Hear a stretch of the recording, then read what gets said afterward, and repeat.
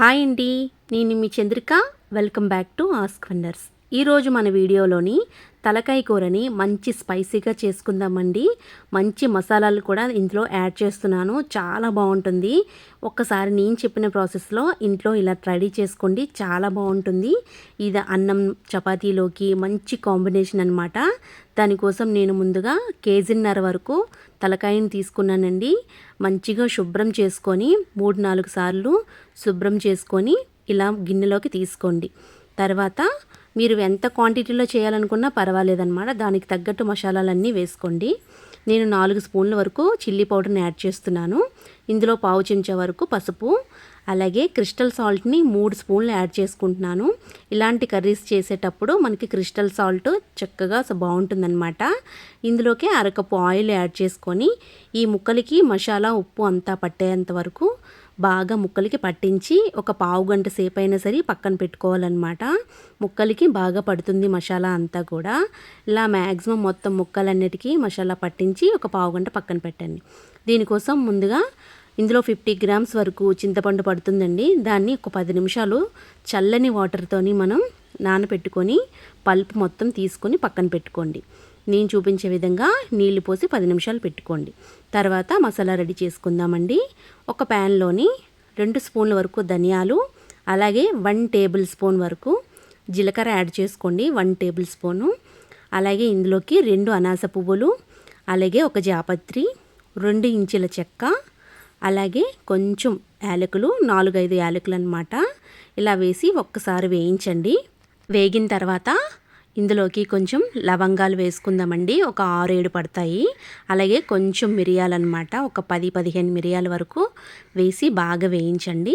ఇలా కొంచెం వేగిన తర్వాత ఎండు కొబ్బరి ముక్కల్ని కొంచెం పెద్ద సైజు ముక్క తీసుకొని ఇలా చిన్న ముక్కలుగా కట్ చేసి వేసుకొని ఈ ఎండు కొబ్బరి మొత్తం కూడా మంచిగా వేగేలా చూసుకోండి. ఇందులోకి 1 టేబుల్ స్పూన్ వరకు గసగసాలు అయితే వేసుకోండి. ఇలా లాస్ట్గా వేయించుకోవాలన్నమాట. గసగసాలు ముందే వేసిస్తే గసగసాలు మాడిపోతాయి అన్నమాట. ఇలా మంచి అరోమా వచ్చేంత వరకు ఈ మసాలా దినుసులన్నీ వేయించుకొని ఒక మిక్సీ జార్లోకి తీసుకోండి. మిక్సీ జార్లోకి తీసుకొని ఇందులోకి మనం 2 ఇంచుల వరకు అల్లం ముక్కలు తీసుకొని వేయండి. 10-15 వెల్లుల్లి రెబ్బల్ని పొట్టు తీసేసి ఇలా వేసేసేయండి. ఇది ఫైన్గా పేస్ట్ మనం కొట్టుకోవాలన్నమాట. ఇందులో వాటర్ యాడ్ చేసుకుంటూ మెత్తని పేస్ట్ని అయితే ఇలా రెడీ చేసుకోండి. చూపిస్తున్నాను కదా, నేను చూపించినట్టు ఇలా మెత్తగా ఉండాలన్నమాట పేస్ట్ మనకి. అదే మిక్సీ జార్లో ఒక పెద్ద సైజు ఉల్లిపాయని ఇలా ముక్కలుగా కట్ చేసుకొని మెత్తగా పేస్ట్ చేసుకోండి దీన్ని కూడా. అలాగే ఇది కూడా ఫైన్గా ఉండాలన్నమాట. ఇలా చూపించిన విధంగా ఇలా చేసుకోండి. అదే మిక్సీ జార్లో 2 టమాటాలను తీసుకొని ఇలా ముక్కలుగా కట్ చేసుకొని చక్కగా ఇది కూడా మెత్తగా పేస్ట్ అనేది మనం చేసుకోవాలన్నమాట. నేను చూపించే విధంగా పేస్ట్ అనేది ఇలా ఉండాలి. ఆ తర్వాత ప్రాసెస్ కుక్కర్లో చేద్దామండి. కుక్కర్లోకి అరకప్పు ఆయిల్ వరకు వేసుకోండి. మనకి ఈ కర్రీకి కొంచెం ఆయిల్ అయితే ఎక్కువ పడుతుంది. మనం ముందుగా పేస్ట్ వేయించుకోవాలండి, బాగా వేగాలన్నమాట ఉల్లిపాయ పేస్టు. ఇప్పుడు ఇలా వేగుతున్నప్పుడే 4 పచ్చిమిరపకాయలని చీలికల్లా కట్ చేసి వేసుకోండి. పొడుగ్గా కట్ చేసి వేసుకోవాలి. అలాగే కొంచెం కరివేపాకు, ఇది కూడా బాగా వేగాలన్నమాట. కొంచెం మనకి బాగా వేగితేనే కర్రీ అయితే టేస్ట్ ఉంటుందండి.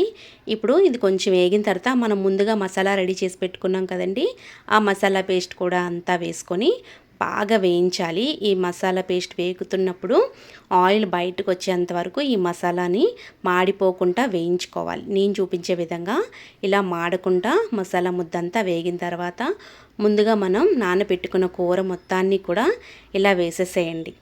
తర్వాత ఒక 10 నిమిషాల పాటు ఈ మసాలా ముద్దంతా కలిసేలా కలుపుకొని మసాలా ముద్దతో పాటు చక్కగా ఈ కూరని వేయించుకోవాలన్నమాట.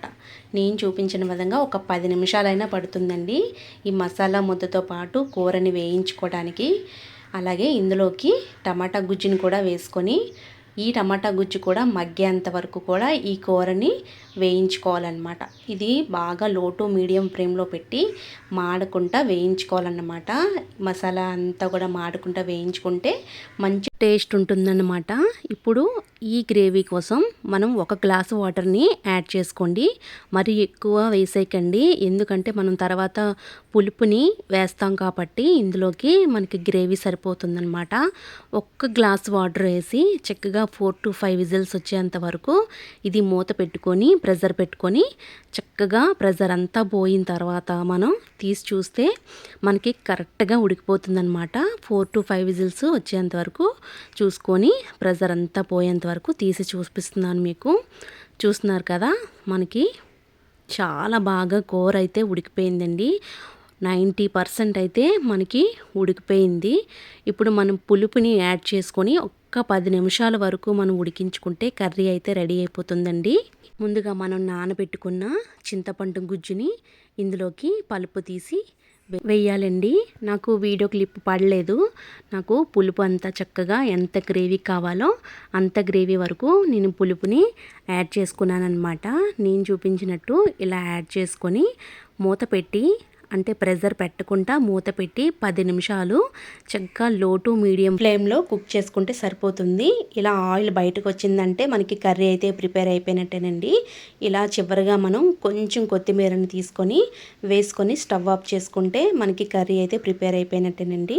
చాలా బాగుంటుంది. ఒకసారి నేను చెప్పినట్టు ట్రై చేయండి, చాలా బాగుంటుంది. ఈ వీడియో మీకు నచ్చినట్టయితే లైక్ చేయండి, షేర్ చేయండి. మీ అమూల్యమైన ఫీడ్బ్యాక్ని కామెంట్ సెక్షన్లో కామెంట్ చేయండి. మరిన్ని వీడియోస్ కోసం మా ఛానల్ని సబ్స్క్రైబ్ చేయండి. Thank you for all.